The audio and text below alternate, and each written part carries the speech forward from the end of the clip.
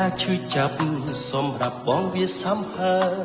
ត្រានត្រើយសូមអូនកុំភ័យអូនប្រឹងកោហកបងខំជាស្រីទឹកភ្នែកហូរគ្របបេះដូងព្រោះបងលងមែនដែលស្រឡាញ់អូនជីវិតបងមួយព្រោះរាល់ថ្ងៃគូខ្លាចពីបែកឯការឈឺចាប់ពេលនេះថ្ងៃស្អែកឈឺជាងឈឺប៉ុណ្ណឹងហើយនៅមិនភ្លេចស្ងួននៅតែស៊ូស្មោះនៅទ្រាំរស់រងចាំពីបែកពីស្រី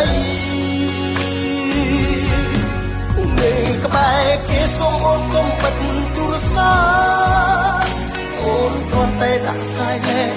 បានហើយមិនបាច់លើកទូរស័ព្ទបងទេបងមិនខឹងអូនឡើយតែបងចង់ឲ្យអូនឃើញមីស្ខលបងចាំមកផ្ទះចាំអូនមើលមេសេបងអូននឹងឃើញចិត្តបងតែនឹកស្រីបងស្រឡាញ់អូនដោយចិត្តស្មោះទោះអូនប្រែមានថ្មីបងនៅស្នេហ៍ស្រីគ្មានថ្ងៃស្អប់អូ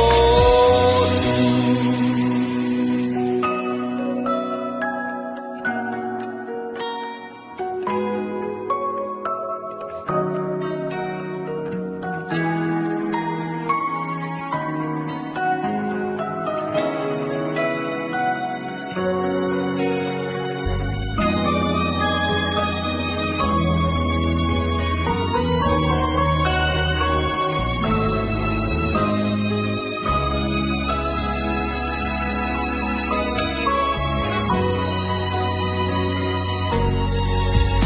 ជាសងសាមានសិតឯណា